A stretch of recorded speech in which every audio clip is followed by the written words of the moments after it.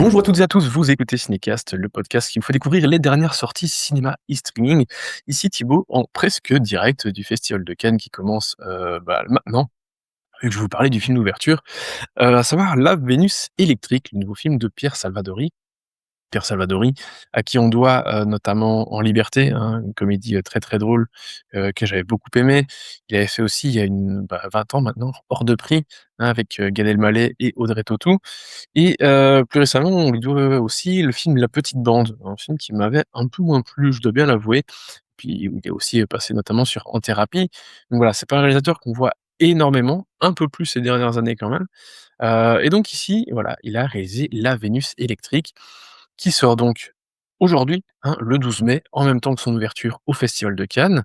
Hem et au casting duquel on retrouve une jolie brochette de comédiens. Pio Marmaille, Anaïs de Moustier, Gilles Lelouch, Vima Laponce, Gustave Carverne ou encore Madeleine Baudot et son très bel accent liégeois. Mais de quoi parle La Vénus électrique? On est, à Paris en 1928. Antoine Balestre, jeune peintre en vogue, n'arrive plus à travailler depuis la mort de son épouse et désespère Armand, son galeriste. Un soir d'ivresse, Antoine tente d'entrer en contact avec sa femme par l'intermédiaire d'une voyante. Sans le savoir, il parle en réalité avec Suzanne, une modeste foraine qui s'est glissée dans la roulotte pour y voler de la nourriture.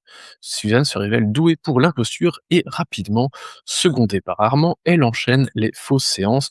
On en parle un peu plus longuement après un extrait de la bande-annonce. Tu me juges en vain. Mais non, jamais. Depuis quelque temps, j'ouvre une médium.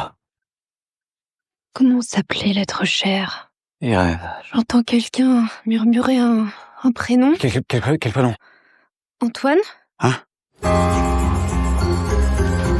Qui êtes-vous pour abuser du malheur d'un veuf? Pour profiter ainsi de sa fragilité? Tu es ma lumière dans les ténèbres. Est-ce que tu m'as pardonné? Mhm. Redis-le, s'il te plaît. Je t'ai pardonné, Antoine. Et voilà pour l'extrait de la bande-annonce. Alors, hem, il faut savoir quelque chose d'important, au cas où vous ne le saviez pas déjà, c'est que depuis quelques années, le film d'ouverture, du Festival de Cannes doit sortir en même temps dans les salles françaises. Ce qui fait que, depuis quelques années, on a systématiquement des films français pour, dont les distributeurs ont bien voulu se caler sur cette date parce que ça donne quand même une certaine publicité de faire l'ouverture du festival, voilà. Mais force est de constater que quand même depuis pas mal d'années, on a rarement eu, je dis pas, ça veut pas dire que les films sont mauvais, mais on a rarement eu un grand coup d'éclat, quelque chose qui a vraiment frappé fort, qui a fait énormément de bruit, et sur lequel tout le monde s'est accordé pour dire: «Waouh, c'est vraiment un film d'ouverture fantastique».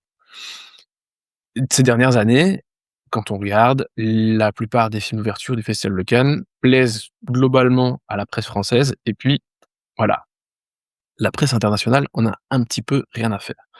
Alors ici, bon, nous c'est un peu différent, hein, vu que le film sort en même temps, donc on a de la chance.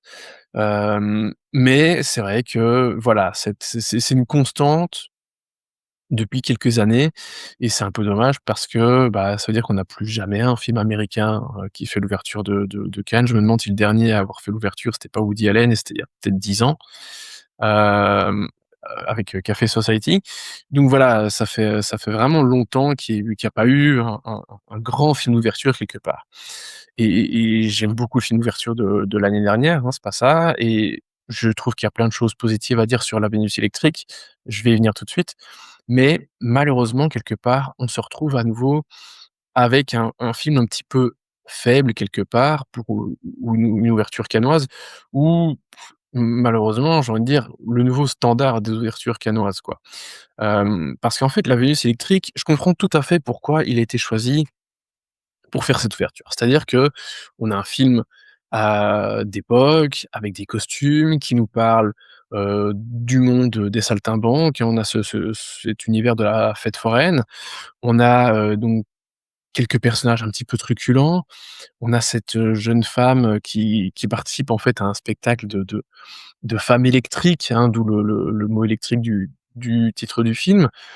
qui va, se faire passer pour cette voyante alors qu'elle était en train de voler dans une autre calèche, quoi. Et il se fait que l'homme qui va venir et qu'elle va, un peu escroquer quelque part, bah, c'est aussi un artiste, un peintre.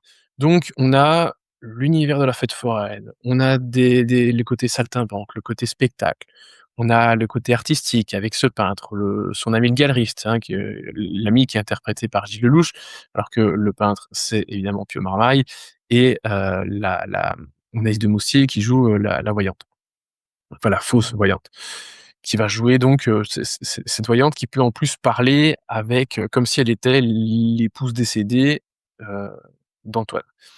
Donc il y a ce truc très, charmant en fait, hein, avec cet univers, très coloré, avec beaucoup de personnalités, hein, vraiment l'amour de l'art, les saltimbanques et puis le côté légèreté avec, bah, ces personnages qui se retrouvent dans une situation un petit peu rocambolesque, qui fait que, bah, elle a envie de se faire un peu d'argent facile et donc elle se fait passer pour cette, voyante. Lui, Antoine, ça lui fait du bien cette histoire, donc et le galeriste, bah, il est très embêté par cette situation et en même temps, il va aussi en profiter. Donc c'est-à-dire que c'est un film qui va nous donner, aussi pas mal de scènes d'humour, des moments de légèreté, des moments de tendresse, parce qu'évidemment, il y a une histoire d'amour dans le fond. L'histoire d'amour, c'est évidemment celle entre Antoine et son épouse, décédée, avec qui il espère garder une espèce de contact afin de tourner la page et d'enfin se remettre à peindre, hein, parce que depuis son décès, il a complètement, arrêté, donc il gagne plus un bal, ça emmerde son galeriste. Ce qui fait que, ben, en fait, une fois que la fausse voyante va se mettre à continuer à faire ses séances en accord avec le galeriste, bah, il va y avoir ce dilemme moral qui va se poser, en fait et c'est là où le film est quand même intéressant dans ce qu'il propose, c'est qu'il y a vraiment une réflexion qu'il se fait sur le mal que l'on fait, tout en sachant que les effets sont positifs.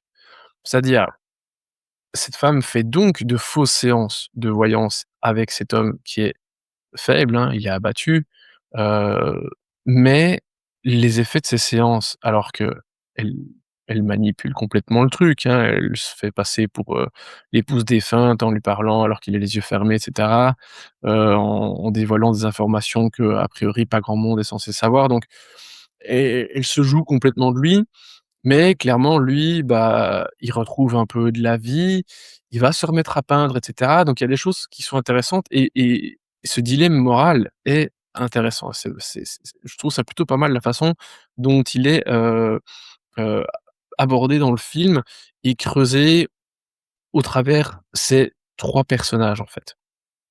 La voyante, la fausse voyante, Antoine et le galeriste. Voilà.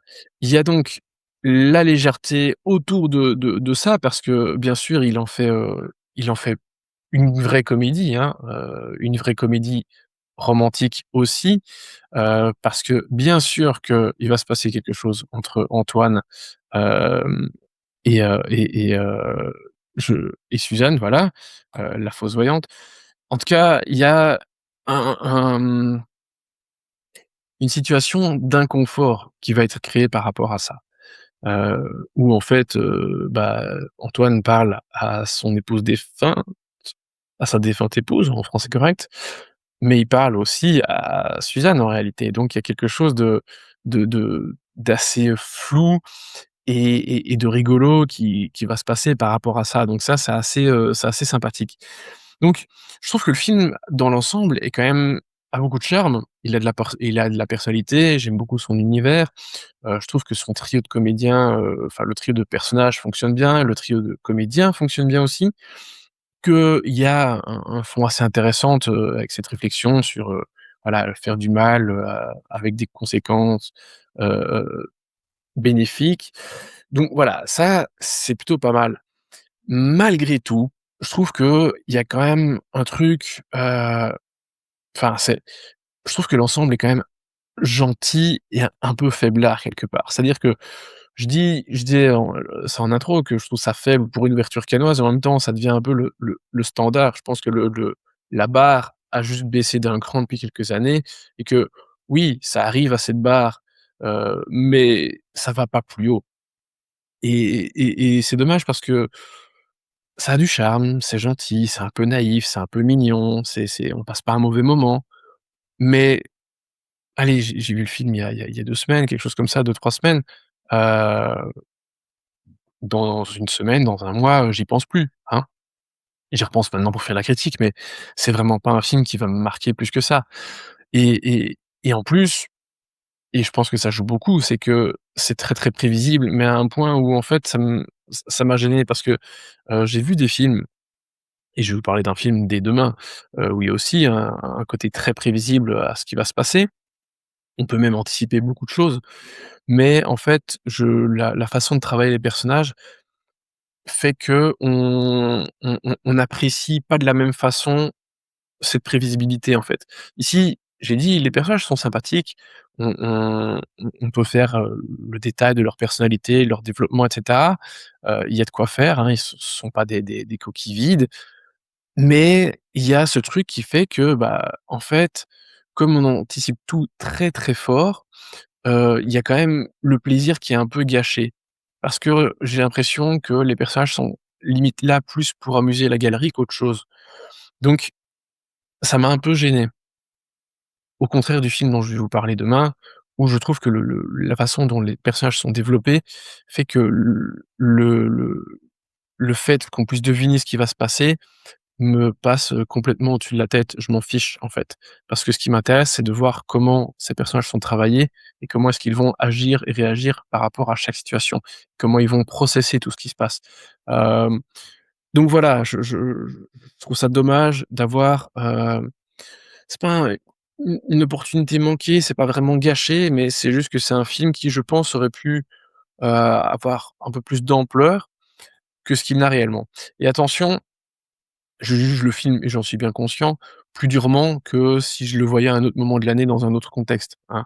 Heu, cela dit, je pense quand même que dans un mois, j'ai oublié ce film, hein, c'est pas ça. Mais je pense que je serais peut-être un poil plus gentil dans ma critique, très clairement, parce que j'ai passé quand même un moment à parler des ouvertures cannoises, du niveau des ouvertures cannoises et cetera. Donc c'est sûr que si je voyais le film, au mois d'octobre, j'en parlerais pas exactement de la même façon. Voilà, faut bien être conscient de ça. Je le suis moi en premier, donc voilà, faut juste pas perdre ça, de vue parce que forcément, quand tu es dans un festival et surtout un festival comme Cannes et qu'en plus tu fais l'ouverture de ce festival, bah, tu es jugé un peu plus durement, parce que forcément on parle d'un événement où le niveau sera, en théorie, sur le papier, plutôt très, très haut, hein. C'est censé être, le la crème de la crème du cinéma mondial. Donc voilà, ça fait partie du jeu. Ça n'empêche que, je pense pas du tout que le film soit raté, hein. On passe un moment assez plaisant. Il y a des choses très sympathiques qui se passent, des moments drôles, des moments un petit peu émouvants, mais vite fait, hein. Donc voilà, je pense qu'au niveau de la note, c'est 2 étoiles, mais pas plus. Je pense que ça pourrait être mieux. Cela dit, je suis pas sûr que je donnerais une note beaucoup plus élevée non plus à un autre moment de l'année, mais voilà, c'est un film, avec beaucoup de sympathie, qui a oui, vraiment un bon capital sympathie, mais qui va pas, rester dans les annales et voilà, je pense quand même que Pierre Salvadori fait un bon travail, que ses comédiens font un bon travail aussi, hein. Il y a une chouette alchimie entre Agnès de Mousty et Gilles Lellouche, et Pio Marmaille, pardon, ça fonctionne bien. Elle a une chouette relation aussi avec le personnage de Gilles Lellouche aussi, donc voilà, j'ai aucun problème avec ça, mais voilà, c'est pas le film de chacun de ces comédiens dont on se souviendra le plus non plus. Donc voilà, 2 étoiles pour La Vénus électrique de Pierre Salvadori, qui fait l'ouverture du Festival de Cannes et qui sort dans les salles en même temps ce 12 mai. Sur ce, je vous dis merci à toutes et tous et à très, très bientôt pour des nouvelles, critiques en direct du Festival de Cannes. Ciao, ciao.